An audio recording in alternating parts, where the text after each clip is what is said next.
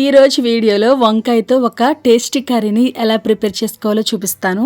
ఈ super tasty కర్రీని quick and ఈజీగా చేసుకోవచ్చు. ఇంకా ప్రాసెస్ లోకి వెళ్ళిపోదాం. Welcome to our channel. నేను మీ దివ్య. నేనైతే హాఫ్ కేజీ వంకాయలు తీసుకున్నాను. వంకాయలను ఇలా సన్నగా కట్ చేసుకొని ఉప్పు వేసిన వాటర్ లోకి వేసుకోండి. ఈ కర్రీకి తెల్ల వంకాయలే బాగుంటాయండి, రుచిగా ఉంటాయి. మీరు కూడా తెల్ల వంకాయలే తీసుకోండి. ఇప్పుడు మిక్సీ జార్ తీసుకొని దానిలోకి మీడియం సైజ్ టమాటాలు 2 తీసుకొని ఇలా కట్ చేసుకుని వేసుకోండి. పచ్చి కొబ్బరి తీసుకొని ఇలా సన్నని స్లైసెస్లా కట్ చేసుకుని వేసుకోండి. 4 పచ్చిమిర్చి వేసుకుంటున్నానండి నేను. మీ కారానికి తగ్గట్టుగా మీరు వేసుకోండి. 6 నుంచి 7 పొట్టు తీసిన వెల్లుల్లి వేసుకోండి. 2 స్పూన్స్ కొత్తిమీర వేసుకోండి.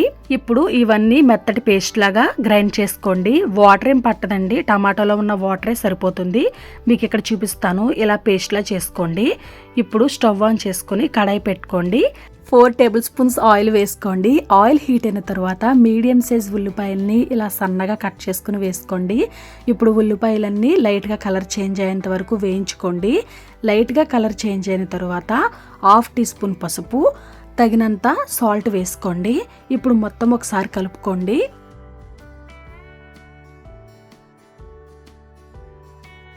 అలా మొత్తం కలుపుకున్న తర్వాత వంకాయ ముక్కల్ని వేసేసుకొని ఒకసారి మళ్ళీ కలుపుకోండి. ఇప్పుడు మూత పెట్టుకుని ఒక 5 మినిట్స్ అలా వంకాయ ముక్కలు మగ్గనివ్వండి. అలా వదిలేయకుండా మధ్య మధ్యలో 1 or 2 మినిట్స్కి మూత తీసుకుంటూ కలుపుకుంటూ మళ్ళీ మూత పెట్టుకుంటూ మగ్గనివ్వండి. అలా ఓవరాల్గా ఒక 5 మినిట్స్ మగ్గనివ్వండి. 5 మినిట్స్ తర్వాత చూడండి, వంకాయ ముక్కలు అయితే మనకి చక్కగా మగ్గిపోయాయి కదా. ఇప్పుడు బఠానీ యాడ్ చేసుకోవాలండి మనం. నేనైతే ఫ్రోజన్ బఠానీ వేస్తున్నానండి. మీరు పచ్చి బఠానీ అయినా వేసుకోవచ్చు, లేదా ఇదైనా వేసుకోవచ్చు. పచ్చి బఠానీ వేసుకోవాలి అనుకుంటే వంకాయ ముక్కలు మగ్గేటప్పుడే మీరు ముందుగా దాంట్లో వేసేసుకొని మగ్గించుకోవాలి.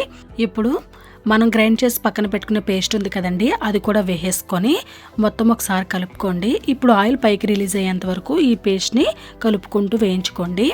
ఆయిల్ పైకి రిలీజ్ అయిన తర్వాత 1 గ్లాస్ వాటర్ వేసుకొని మొత్తం కలుపుకోండి. మీకు ఇంకా లూజ్గా కావాలి గ్రేవీ అనుకుంటే ఇంకొంచెం వాటర్ అనేది యాడ్ చేసుకోవచ్చండి. ఇప్పుడు మూత పెట్టుకొని 1 or 2 మినిట్స్ అలా ఉడకనివ్వండి. తరువాత మూత తీసుకుని చూస్తే చూడండి, చాలా బాగా వస్తుంది గ్రేవీ. ఇప్పుడు 1 టేబుల్ స్పూన్ క్రష్ చేసుకున్న కసూరి మేతి వేసుకోండి. సన్నగా కట్ చేసిన కొత్తిమీర కూడా వేసుకొని మొత్తం ఒకసారి కలుపుకోండి. ఇప్పుడు లో ఫ్లేమ్లో పెట్టుకొని మూత పెట్టుకుని 1 మినిట్ అలా వదిలేయండి.